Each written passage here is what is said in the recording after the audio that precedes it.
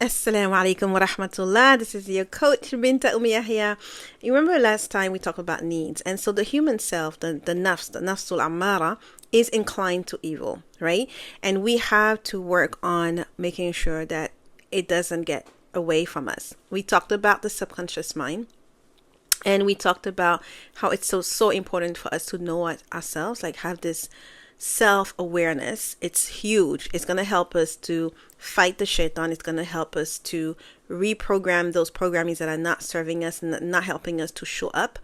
And it's going to help us to control our nafs. So having clear understanding of who we are, what our needs are, what our triggers are, and that's another portion of this video that I want to talk about. I want to talk about triggers, and I also want to talk about attachment styles, because that's going to be something that will help you understand what's going on with your brain, with your subconscious, what's going on with the programming that you have that is not serving you, that is causing all these deep wounds in you, self-doubt, fear of abandon, fear of rejection, fear of being disrespected, feeling that you're unloved, that you're not good enough, that you can't do anything right.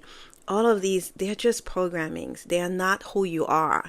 And that's really, really important. So I have a whole package dedicated to help you get away from these masks, these emojis that are not revealing who you are, and really helping you do the work so you can break the chains that are holding you back.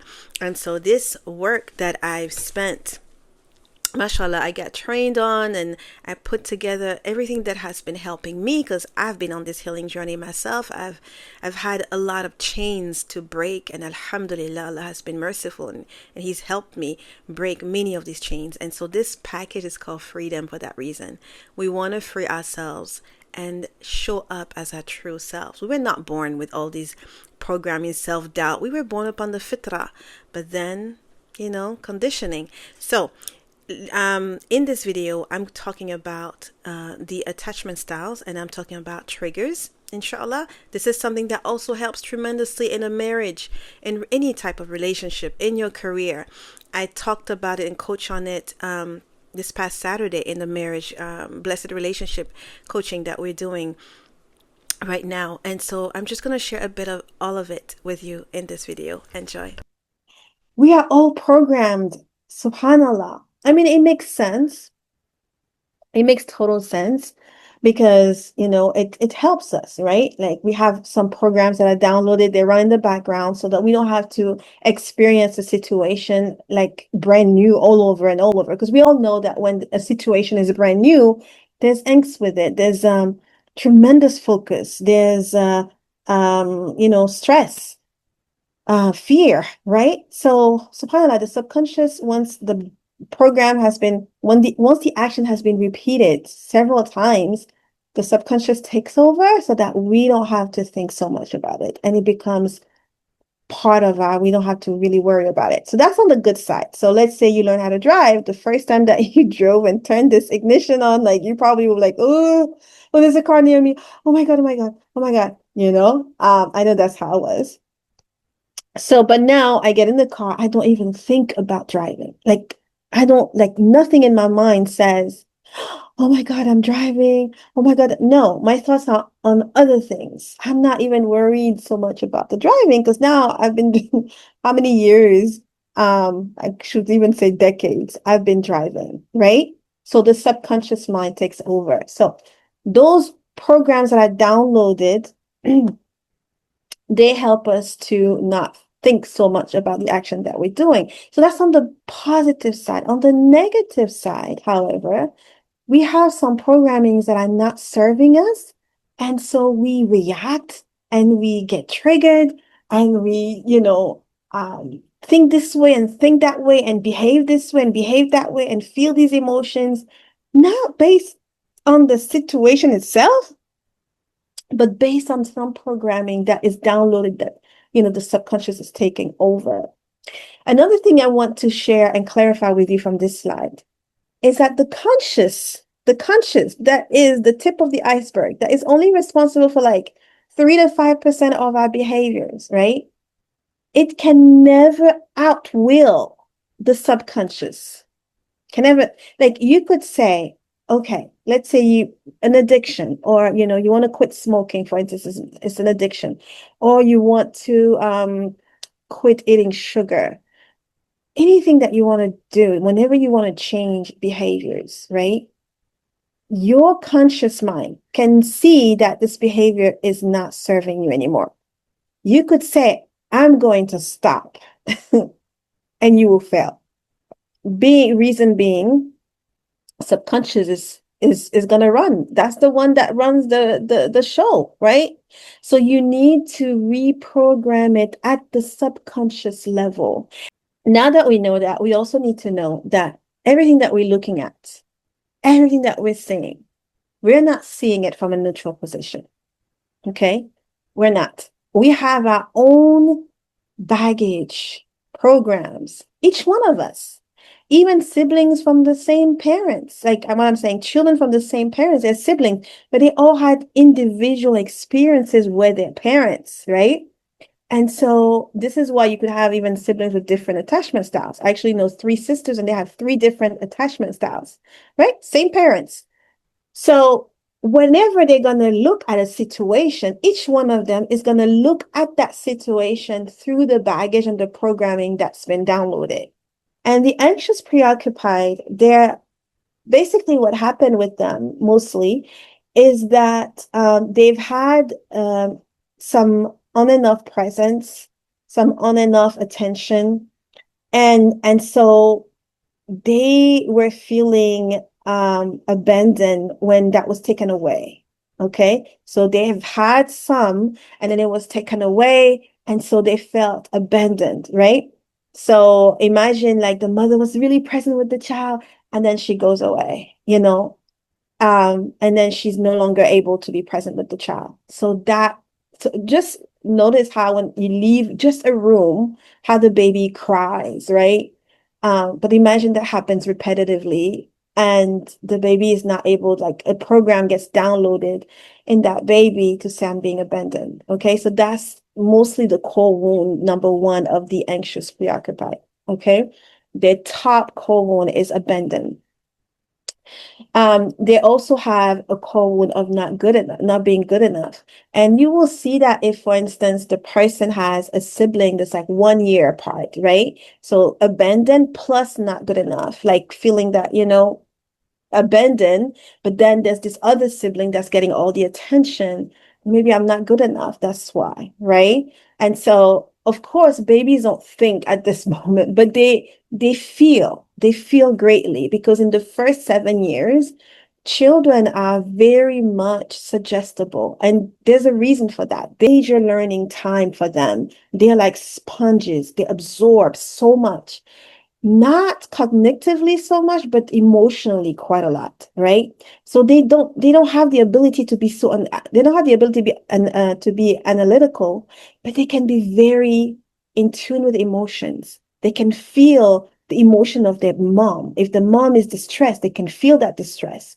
If the mom is happy, they can feel that happiness. They may not know why, but you know what I'm saying. So they have been studies showing how the children are really, really suggestible at that time. And so this is why these programmings, if they're not the right programmings, they're so impactful. They're so, I guess, detrimental to the child. So the child feels abandoned, even though it may not be the case, feels unsafe, feels being alone, not good enough, and rejected. So those are mostly the feelings that child would have in the first 2 years, 2 to 3 years, and then it's downloaded deeply in them, programmed, okay, at the subconscious level, and then throughout their lives, every time there's a trigger, that wound gets reactivated. So now the fearful avoidant, fearful avoidant what happened to them is that in the first 2 years of their lives, there was a lot of inconsistency in presence. We said that for the anxious preoccupied, there was presence at one time, and that there was like almost no presence. For the fearful avoidant, it was back and forth. And so the baby did not know what to expect. They didn't know if, they would get presence or not presence.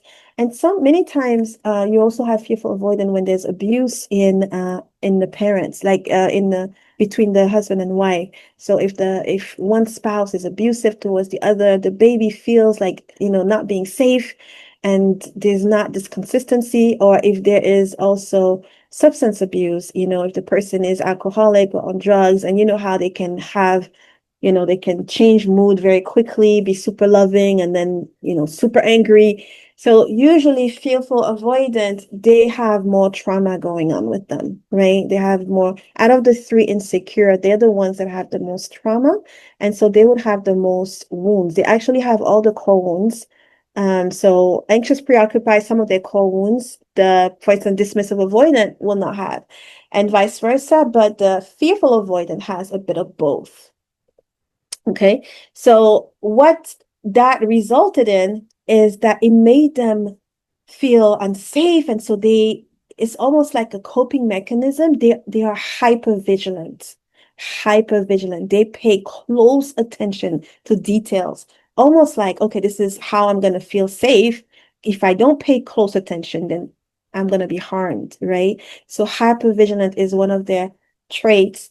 They're very present, and that's part of the hypervigilant. They're present because they want to make sure they're not betrayed. They want to make sure that this person is not trying to harm them. So that's one of the reasons also why they will be very, very present, paying attention, very close attention to others. Charming, very charming, generous in close relationships. Suspicious goes with hypervigilance, right? Emotional, headstrong, and all or nothing thinkers a lot. It's either this or that, it's black or white, and they have a fight back response. Fight back. So the response of the anxious preoccupied that we just saw, that is fawning. It's really blending in, and let's just go with flow, and let's not I forget the expression, but let's not rock the boat is what I was trying to say. Let's not rock the boat, and let's just go with the flow. And it doesn't matter if, I feel otherwise. I just don't want anybody to be upset. And, so quick to compromise. And so they will fawn and they will blend in. They don't want to stand out for risk of being abandoned. Um, Fearful avoidant, their response is fight back. They quickly get angry. Anger is one of their common emotion. Top core wounds: betrayed, unsafe, abandoned, unworthy, bad, disrespected. And actually, they have all of them. But those are the ones that really stand out. They love to they love anything about intellect, intellectual, practical. They like to think through things. You even hear in the speech, I think, oh, but they just love to discuss intellectual things, right? They don't let their emotions take over. Actually, one of the reasons is they don't really know how to read their emotions. So it's almost as if they don't have emotions. They have emotions, of course, but they're so divorced from their emotions that they can't really read their emotions so well, and so they don't let the emotions take over. Everything has to be rational and intellectual and practical. They enjoy endless learning. Okay, they value security quite a lot. Security is a deep one for them. They deeply care about autonomy as well. They don't want to be too much around people. They want to have time alone. They express boundaries. Setting boundaries is not a big deal for them. However, they may set boundaries too often and when it's not even needed. Um, they're comfortable asking for what they feel they deserve. They're resilient. They have a freeze or flight when stress overwhelm. And they're slow to warm up in relationships because they share that with the fearful avoidant. They don't really trust easily. They're guarded. It's a coping mechanism to not feel so much, right? So their top core wounds are feeling unsafe, feeling defective, trapped, not good enough. Okay. And they also have this why bother type of response, right? Now, my dear sisters, imagine entering into a relationship with all of these programming from childhood and from your subconscious, where you're not able to trust what your husband is telling you. When he's telling you something, you don't trust him, not because he's not trustworthy, but because you already have in the back of your mind, I cannot trust anyone. And so understanding ourselves, understanding if we have an insecure attachment style, understanding how to recognize some of the symptoms maybe of an insecure attachment style in another person is a game changer. And this is why it is part of this freedom coaching package. Also, we looked at needs last week, right? And when you know what your attachment style is, when you know that, okay, let's say I'm a dismissive avoidant, so I know that one of my needs is that need for autonomy, that need for space. And if that need is being jeopardized, then I'm going to I'm going to be triggered, right? And we'll look at what triggers are, because that's what I talked about in the marriage coaching on Saturday, because triggers, they're just there to pull out or to show to your conscious mind we are still having those wounds going on, right? And so if my need for space and autonomy is being jeopardized, then I'm going to react more than the situation calls for. And so to have peace, harmony in our relationships, sisters, understanding our needs is tremendously valuable, and also understanding the core wounds that we have. Because when we understand both, then we can go to work, heal our wounds, meet our own needs, and stand up free. So this is just a little bit of the coaching from from yesterday. This was a sister that is actually securely attached, but has, because of parental style, has a perfectionist tendency, and that led her to experience tremendous anger that she's not used to. So it's like she doesn't recognize herself. She's like, I've never been this angry before.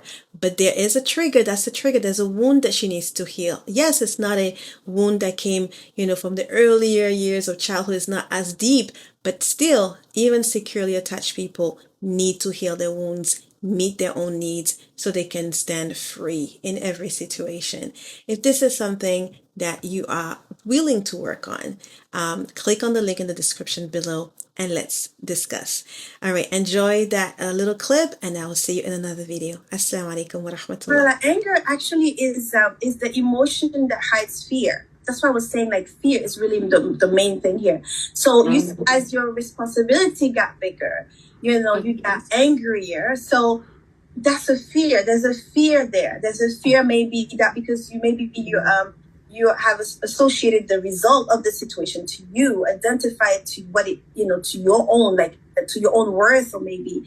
And so there's a fear that I'm not going to be as worthy, or I'm not going to be, so there's a fear there. So now that fear, you want to ask yourself, when was the first time you felt that fear of not being as worthy, or not being, of not being able to come up. Yeah, because when you were at uni, maybe you didn't have that trigger because you were in control of things, you were doing well. You didn't have, but as responsibility grows, there's a fear that comes with it. But that fear is probably linked to something in your childhood. Usually it goes all the way back to childhood, where there's maybe it doesn't mean trauma necessarily, but it means, like the parenting style maybe, where you, so people who are perfectionists usually, the parents had such a high expectation of them. And so they felt that, to be loved, they have to meet all these expectations, right? If they don't meet these expectations, then maybe they're not going to get unconditional love, for instance. Whereas the parent maybe never thought of it that way, but that's how the child internalizes it, right? And so then as you get more responsibility, that perfectionist side of you is getting more challenged, and it's that fear does that resonate with you? Word for word.